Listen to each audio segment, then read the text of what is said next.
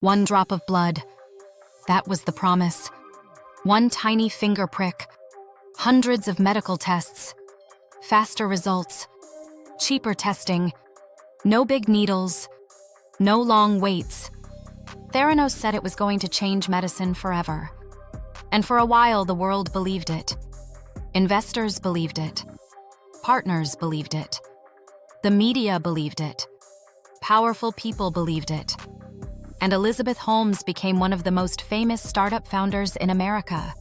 She was called a visionary. She was compared to Steve Jobs. She wore the black turtleneck. She spoke with absolute confidence. And Theranos reached a valuation of about $9 billion. But there was one massive problem. The technology did not work the way Theranos claimed. The machine was not doing what people thought it was doing. The promise was not matching the reality.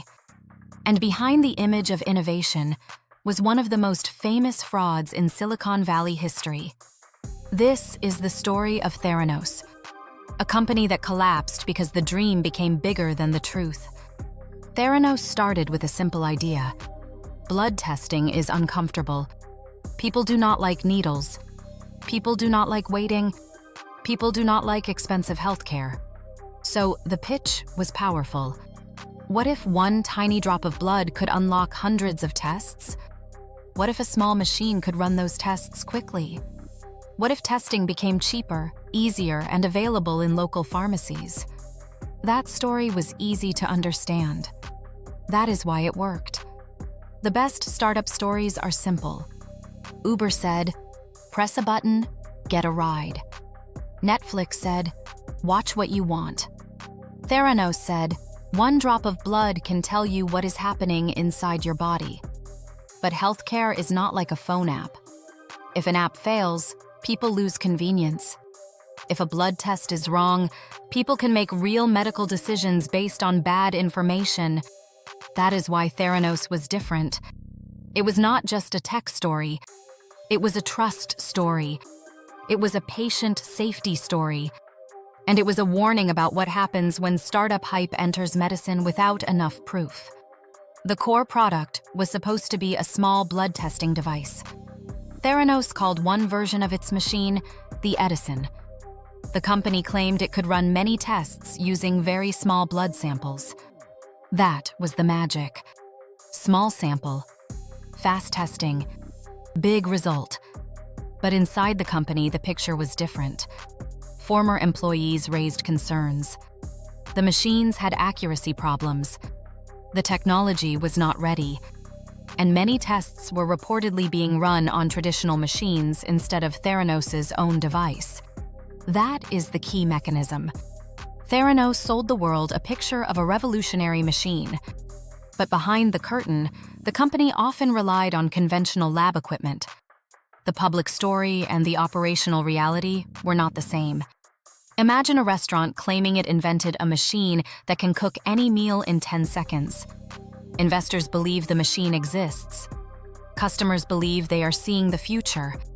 But in the back kitchen, employees are using normal ovens and pretending the miracle machine is doing the work. That is the simple version of Theranos. The problem was not only that the product struggled. Startups struggle all the time. The problem was that Theranos kept selling confidence while hiding weakness. And the confidence kept getting bigger.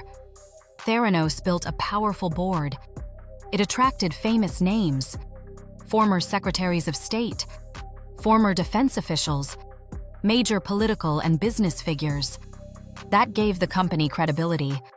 Outsiders looked at those names and assumed serious due diligence had been done. But reputation can become a shortcut. Instead of asking, "Does the machine actually work?" people start asking, "Would all these important people be involved if it did not work?" That is dangerous. Because famous names do not make a product real. A strong board does not replace working technology. Big investors do not replace evidence. And media attention does not replace lab accuracy. Theranos also built major partnerships. One of the biggest was with Walgreens. The idea was that customers could get Theranos blood tests in retail locations, That made the story feel real. This was no longer just a secret lab. This was going into the public. Customers could see it. Patients could use it. The future looked like it had arrived. But once real people use a medical product, the story is no longer theoretical. It is patients. It is families. It is people making decisions about their health. Then came the reporting that changed everything. In 2015, the Wall Street Journal began publishing investigations into Theranos. The reporting questioned whether the company's technology worked as advertised. It reported that Theranos used its Edison device for only a small number of tests and relied on traditional machines for many others. The image cracked. The questions became louder. Was the technology real? Were the test results accurate? Were investors misled? Were patients put at risk? Theranos pushed back. Elizabeth Holmes defended the company publicly. She framed criticism as resistance to change. But in healthcare, criticism is not automatically fear of innovation. Sometimes criticism is quality control. Sometimes criticism is patient protection. Sometimes criticism is the truth showing up late. As regulators looked closer, the story kept falling apart. Lab problems became public. Technology claims were challenged. And the gap between the dream and the reality became impossible to ignore. Eventually, Theranos shut down. The brand became toxic. The founder, who had been celebrated as the future of healthcare, became the face of Silicon Valley fraud. In 2018, the SEC charged Theranos, Elizabeth Holmes, and Sunny Balwani with massive fraud. The SEC said they raised more than $700 million from investors through false and exaggerated claims about the company's technology, business, and financial performance. That matters because fraud is not simply being wrong. A failed product is not automatically fraud. A startup missing a deadline is not automatically fraud. Fraud is when people are misled about material facts. And according to the SEC, Theranos sold a story that was not true. The criminal case went further. In 2022, Elizabeth Holmes was convicted on 4 counts related to defrauding investors. Later that year, she was sentenced to more than 11 years in federal prison. Sunny Balwani was also convicted and sentenced separately. The fall was complete. But the deeper question is not just what happened. The deeper question is why so many people believed it. Theranos was not only built with technology, it was built with image. The black turtleneck mattered. The serious voice mattered. The secrecy mattered. The comparison to Steve Jobs mattered. The powerful board mattered.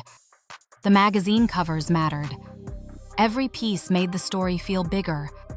And the bigger the story became, the harder it became for people to question it. That is the first psychological lesson. A powerful mission can lower people's defenses. If a company says it wants to help people, people want to believe. If a founder says she wants to save lives, criticism feels harsh. But good intentions do not prove good technology. A noble mission does not replace validation. A founder's story does not replace data. The second force was fear of missing out. Silicon Valley is built on the fear that you might miss the next giant company, the next Apple, the next Google, the next world-changing founder. When investors think they are looking at the future, they can become afraid to ask too many questions. Theranos used that energy. The company was secretive. It created scarcity. It made access feel special. But secrecy can mean 2 things. Sometimes secrecy protects a real invention. Sometimes secrecy protects the fact that the invention does not work. The third force was authority. Theranos surrounded itself with powerful people. That created a halo effect. If famous leaders supported the company, maybe it was real. If major investors backed it, maybe it was real. If the media celebrated it, maybe it was real. But authority can blind people. A famous board member may not understand the lab science. A wealthy investor may not understand the machine, and a confident founder can make uncertainty sound like certainty. That is how hype becomes armor. Theranos became a warning about the founder myth. Silicon Valley loves the visionary founder, the person who sees what nobody else sees, the person who ignores doubters, the person who refuses to quit. That story can be inspiring, but it can also be dangerous.